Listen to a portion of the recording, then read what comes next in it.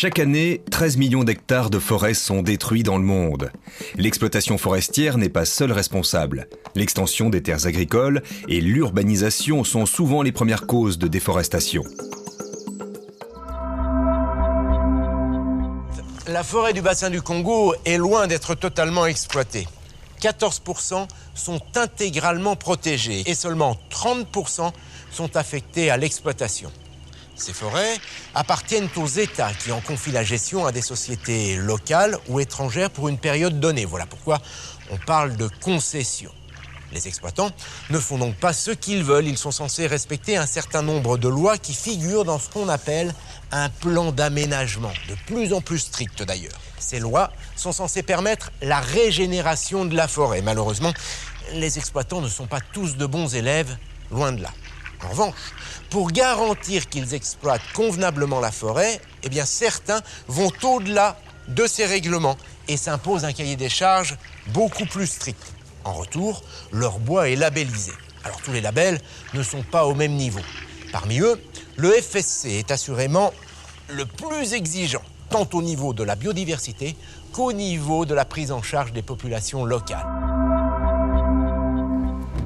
Pour établir ce plan d'aménagement, l'exploitant forestier doit obligatoirement effectuer un inventaire d'exploitation 1 an avant les opérations d'abattage. Tous les arbres exploitables d'un diamètre de 50 cm à 1 mètre sont comptés.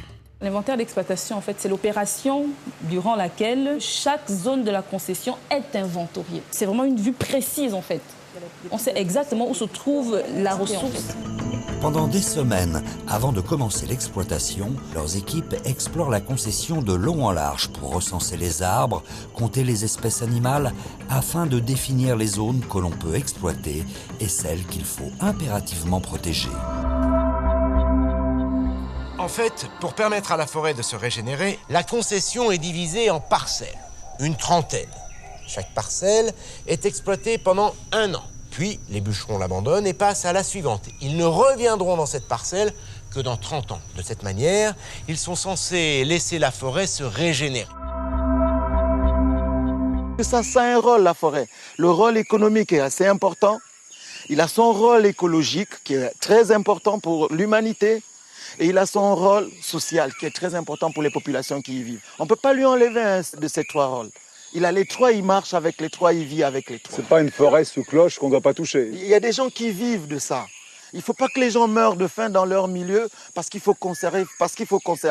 Non, on conserve ce qui est délicat, comme quand on a un capital, on bouffe les intérêts, mais on maintient le capital pour ne pas tomber en faillite. L'entreprise a l'obligation de prendre en charge la population locale.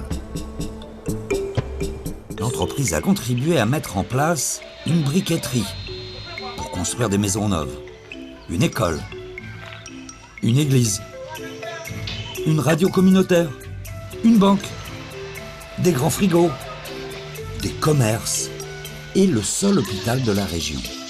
Bref, la population locale doit elle aussi bénéficier de l'exploitation de la forêt. Je suis en contact permanent avec les populations riveraines. Donc, je fais ce qu'on appelle la médiation sociale. Justement, c'est à travers nos réunions, comme celle-ci, par exemple, qu'on a le temps de former, de discuter, d'échanger. On est d'abord venu sur le terrain, on a identifié, donc avec les populations, est-ce que vous avez vraiment quelque chose d'important qui se trouve à l'intérieur de l'UFA et que vous aimeriez qu'on préserve lors de l'exploitation. Et après l'exploitation, maintenant, on fait une mission conjointe, toujours avec les communautés qui nous accompagnent pour vérifier effectivement qu'après l'exploitation, on a préservé le site. Avant de commencer la coupe, une carte est établie en accord avec les Bahaka. Elle recense tous les arbres qu'il faudra épargner. C'est un véritable contrat entre l'exploitant et le peuple de la forêt. Cette initiative, parmi d'autres, a été lancée par des ONG qui incitent les entreprises à mieux gérer la forêt et ses ressources. En contrepartie, ces compagnies obtiennent un label pour leur bois.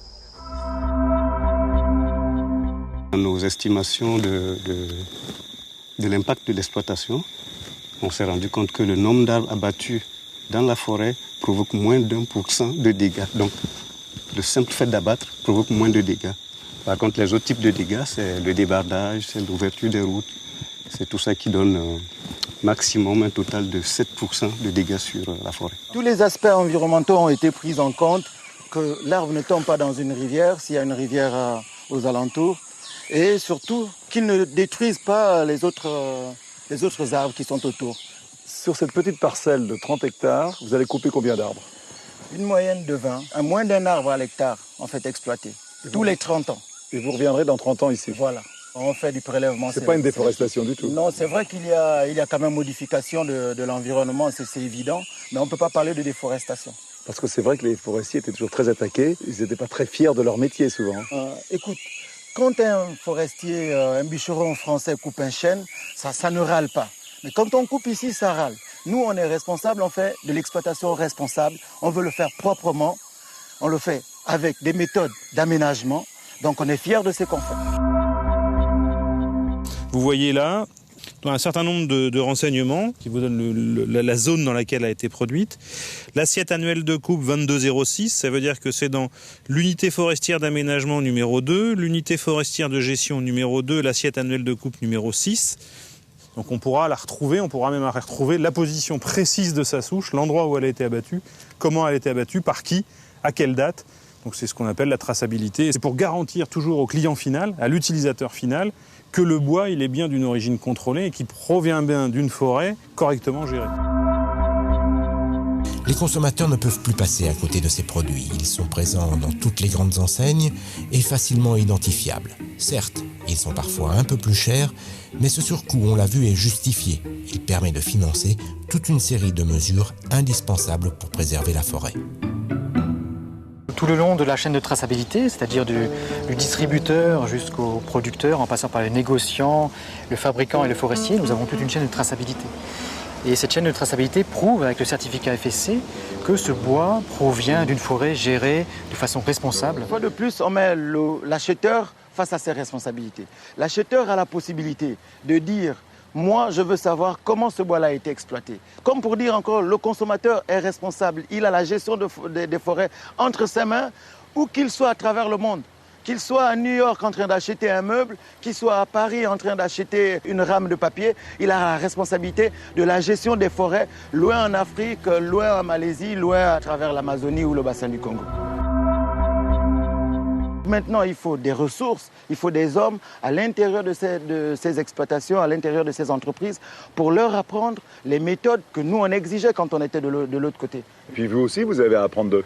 Voilà, on a échangé. Il faut dire que les forestiers connaissent aussi la forêt parce qu'ils l'exploitent depuis des années. Donc il faut être ensemble pour pouvoir améliorer la forêt. Il ne faut pas qu'on se lâche, il ne faut pas qu'on dise c'est la responsabilité des autres. Il faut que tous les acteurs se mettent ensemble. Vous voyez, c'est possible de gérer durablement des forêts. Nicolas Hulot, comment vous jugez, vous Non, mais c'est la démonstration probante qu'on peut rendre compatibles les enjeux sociaux, les enjeux économiques, les enjeux écologiques. Voilà, il faut avoir un regard un peu porté sur l'horizon et dans la durabilité, y compris dans la rentabilité, hein, parce que quand on exploite la forêt comme on l'a fait pendant très longtemps, on coupe la branche sur laquelle on est assis. Voilà. Mais il en est de l'exploitation forestière comme de la production agricole. On peut faire autrement. Hein. Je sors toujours la phrase de Théodore Monod, il dit l'utopie, c'est pas ce qui est irréalisable, c'est ce qui a été irréalisé. Voilà. Et preuve en est, ça marche.